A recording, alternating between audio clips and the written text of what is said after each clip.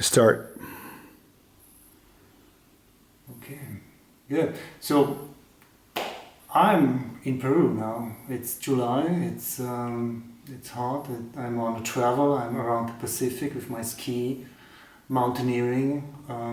Past several countries. Just arrived from Ecuador.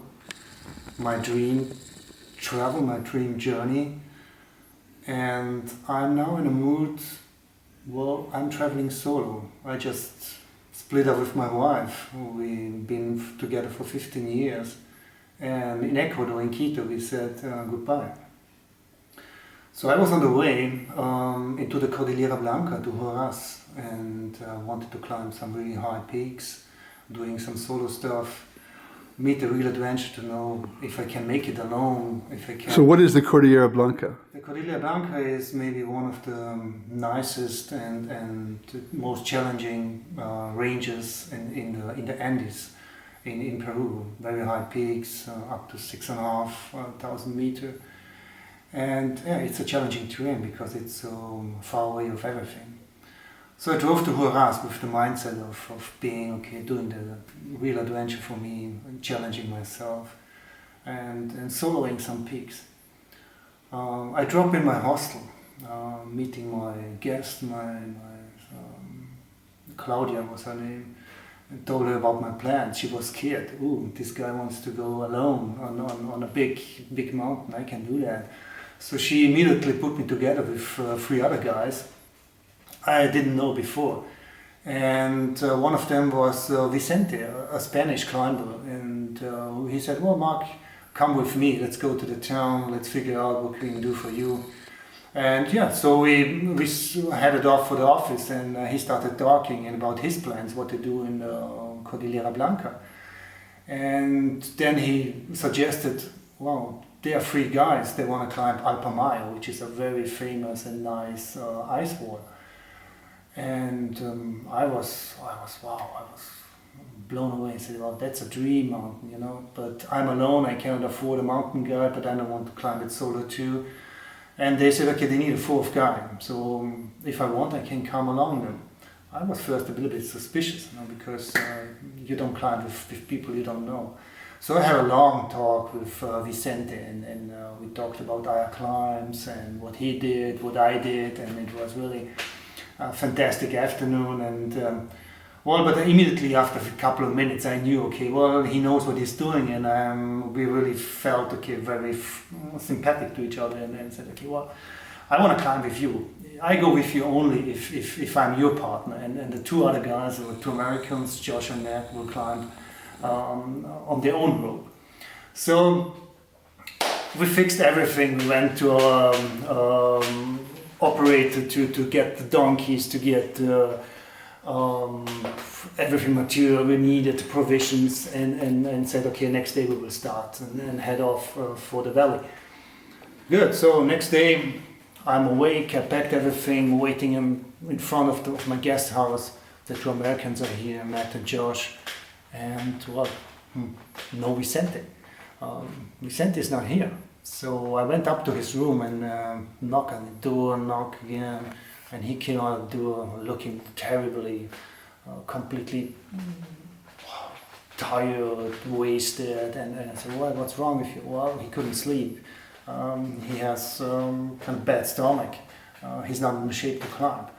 So he suggested, okay, we should go together as a party of 3, and he may come back to us if he feels all right. So I said, okay, well, that's a good plan. We have to go right now because the other 2 guys had to get a plane, and so they were on tight time schedule. So we set off. And what time of day was this? In the morning. So we were in the morning, and so we had 2 days to get up to a higher camp, and where we would meet Vicente if he would feeling all right.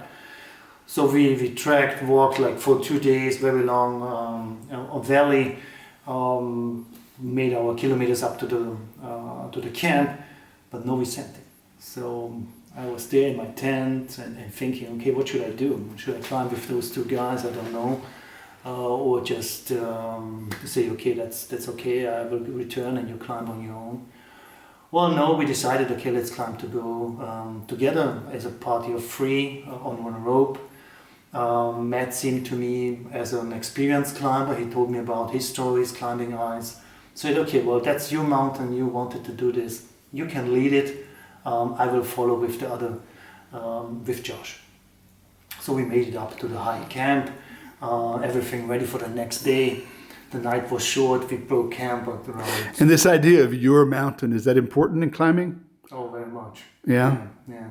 So it's a challenge. It's I feel really like that's my environment. Right? I really want to be there. No, but you said it was Matt's mountain. Ah, okay, his mountain. Yeah, it's for him it was kind of a project. So he thought about that for maybe a couple of years, going down to Peru and then climb Alpamayo. Yeah, so we started middle in the night, climbing up to the foot of the mountain, crossing the Bergschrund. Everything went fine. Another party of two British climbers followed us, and so Matt did the first pitch. Everything. What does that mean by pitch? Pitch means, okay, the first length of rope. I mean, it's like 50 meters into the ice wall. It was pitch dark. You couldn't see, okay, where you go, but he had the whole route in his mind. And I was like, okay, well, he knows what he's doing, so I'm following this other guy.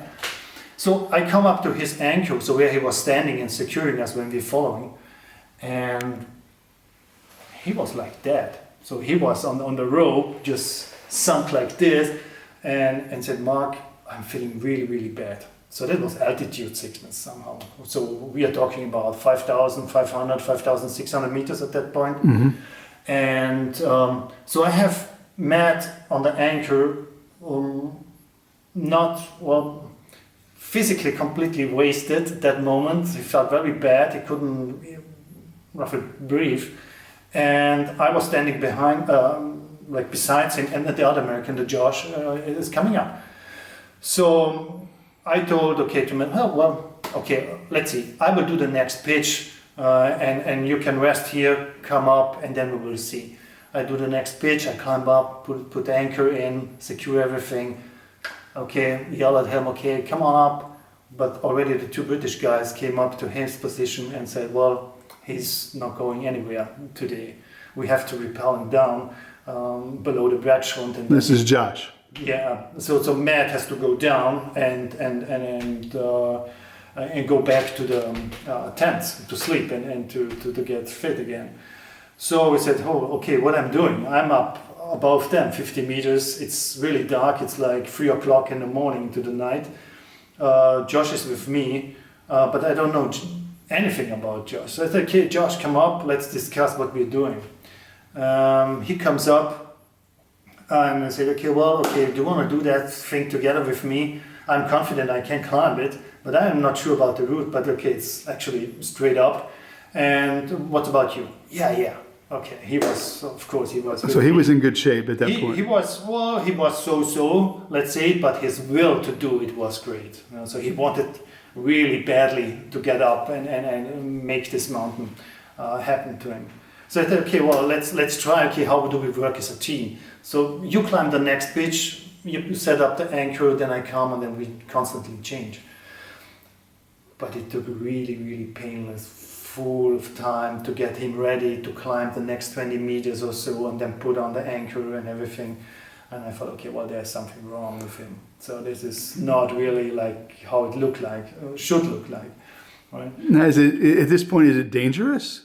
Well, it is not really dangerous because there is no ice fall. It's dark, it's cold, so everything is really frozen. It's Now, why is it dark? because it's middle of the night. Why is it middle of the night?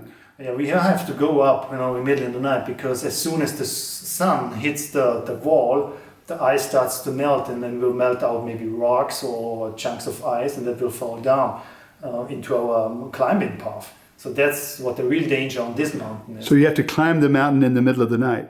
Yeah, so you have to go up here. You have headlamps, but the visibility is limited, of course, because it's just, it's a wall. You have to do like this to see a little bit above you. And so you practically climb into the nothing. Wow. So Okay. is this typical that people climb mountains at night? Oh, yeah.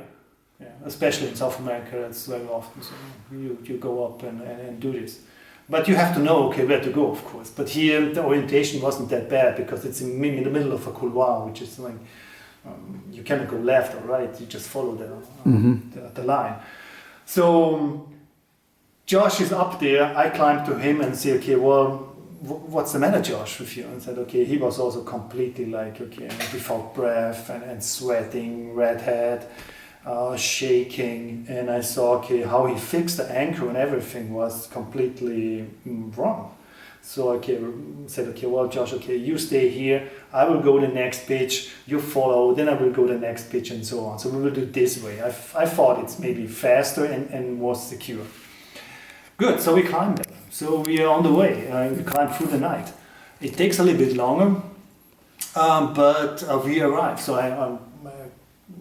I'm on the ridge finally, I'm on the top, secure my position. It's now it's not dark anymore, so you can see around, but we are within clouds, it's stormy, and I just have 1 minute for me up there. I feel like, oh, I made it, I'm the king now of the hill, it's mine.